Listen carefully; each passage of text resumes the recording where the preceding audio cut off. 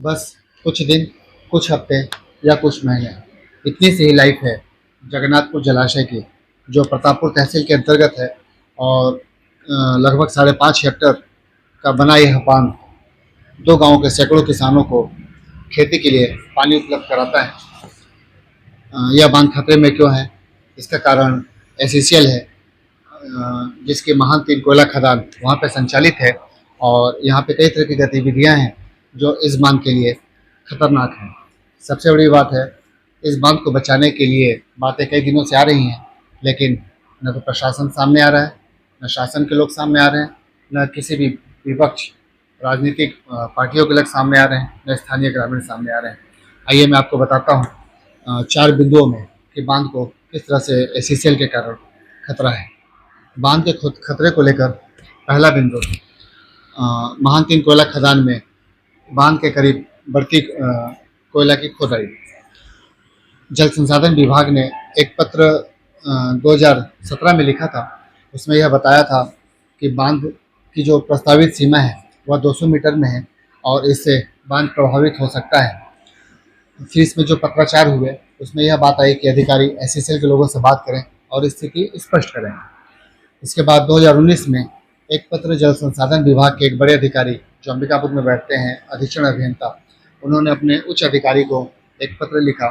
उसमें इस बात का उल्लेख किया एसईसीएल के हवाले से कि पहले चरण की जब खुदाई होगी तो बांध से इसकी दूरी 1600 मीटर पे होगी, और जब दूसरे चरण की खुदाई होगी तो यह 800 मीटर की दूरी पर होगी। मतलब बांध और जो कोयला खदान की आखिरी सीमा है वह 800 मीटर पे होगी दूसरे चरण में।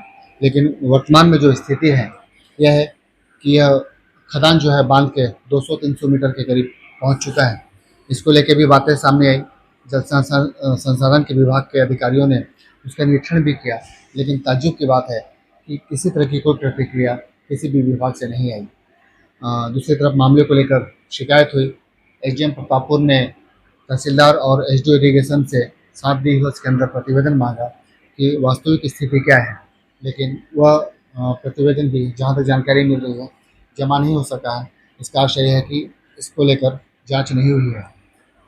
खुदाई जितनी करीब आएगी बांध को उतना खतरा बढ़ता जाएगा, क्योंकि बांध के अंदरूनी हिस्से से जब खदान जो है गहराई में होगा तो जो बांध का अंदरूनी हिस्सा है वहाँ से लीकेज चालू होगा और पानी बांध में रुकेगा नहीं। बांध को दूसरा सबसे बड़ा खतरा कोयला खदान में होने वाले ब्लास्टिंग से है। बांध के करीब ही या कुछ 100 मीटर के आसपास प्रबंधन जो है हेवी ब्लास्टिंग कराता है, और इस ब्लास्टिंग की वजह से बांध में कहीं न कहीं से दरारें आएंगी, या जो बांध का जो ज़मीन का निचला हिस्सा है उसमें भी दरारें आएंगी और पानी जो है लीकेज होकर बाहर निकल जाएगा या बांध में पानी नहीं रुकेगा। महान तीन कोयला खदान में अधिकृत नहीं है, लेकिन जो वहाँ का नक्शा है, बांध का जो नक्शा है, उसके 3 खसरा नंबर एसईसीएल के नाम पे दिखाते हैं, जो सबसे बड़ी त्रुटि है। और कमाल की बात है कि यह स्थिति कई सालों से है। जो मुझे दस्तावेज मिले थे उसमें 2018 में तहसीलदार की अनुमति पर उसका नामांतरण एसईसीएल के पक्ष में हुआ था, ऐसा उसमें लिखा हुआ है। और सबसे बड़ी बात है कि 19/8/2021 को जल संसाधन विभाग प्रतापपुर के एसडीओ ने एसडीएम प्रतापपुर को स्पष्ट एक पत्र दिया था, जिसमें खसरा नंबर 955, 956 जो बांध की ज़मीन है उसका नामांतरण जो है एसईसीएल के पक्ष में हो गया है, और एसडीओ ने इसे अवैध नामांतरण बताया था। इस बात को 5 साल हो चुके हैं, लेकिन एसडीएम के यहाँ से नक्शा सुधरवाने कोई भी पहल नहीं हुई। स्थिति यह है कि आज भी यह नक्शा जो है एसईसीएल के नाम से दिखाता है, जो कई तरह के सवाल खड़े करता है, क्योंकि बांध का अधिग्रहण हुआ नहीं है, बांध का अधिग्रहण हो भी नहीं सकता, इसके लिए अनुमति भी नहीं मिलेगी। तो ये जो ज़मीनें हैं एसईसीएल के नाम से कैसे दिखा रही हैं। ये 2 खसरा नंबर जो है ये बांध के अंदर का हिस्सा है, और 1463 नंबर एक और है जो बांध का मेढ़ है, वह भी एसईसीएल के नाम से दिखा रहा है। बांध को खतरा एसईसीएल द्वारा बांध के करीब बनाई जा रही सड़क से भी है। पहले एसईसीएल जो बांध का मेढ़ है उसे सटाकर सड़क का निर्माण कर रहा था। इसका विरोध हुआ और यह बातें बताई गई कि इससे बोल्डर टो और सीपेज ड्रेन को नुकसान हो सकता है, जिससे बांध को भी खतरा होगा। जब बातें सामने आई तो एसईसीएल ने इससे थोड़ी दूर बाद सड़क निर्माण शुरू किया और आज वह सड़क बनकर तैयार हो गई है। लेकिन इसमें सबसे बड़ी बात है कि जल संसाधन विभाग ने 22/4/2026 को महाप्रबंधक एसईसीएल भड़गांव क्षेत्र को एक पत्र लिखा था और इरिगेशन ने जो मेड़ के करीब जो सड़क बनी है इस पर भी आपत्ति दर्ज की थी।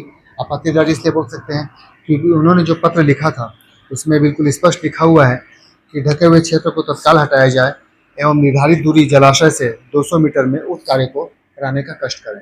मतलब जो सड़क बनानी थी एसईसीएल को वह 200 मीटर पे बनानी थी। हालांकि जल संसाधन विभाग यह पत्र जारी किया और उसके बाद विभाग को कोई मतलब नहीं था कि सड़क कहाँ से बन रही है, क्योंकि एसईसीएल अपनी पहली गलती सुधारते हुए जो जहाँ पे सड़क बना रहा था बांध के करीब 25-30 फीट के आसपास होगी, वहाँ पे उसने अपनी सड़क पूरी कर ली है। जल संसाधन विभाग के इस पत्र के हिसाब से बांध को अभी भी खतरा बना हुआ है। तो आपने सारी चीज़ें देखी इस वीडियो में कि किस तरह से बांध को खतरा है।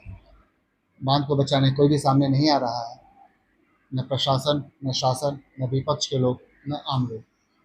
बांध बहुत महत्वपूर्ण है और जल संरक्षण के साथ सैकड़ों किसानों के लिए यह रोजी रोटी का जरिया है, क्योंकि यहाँ के पानी से उनकी खेती सिंचित होती है।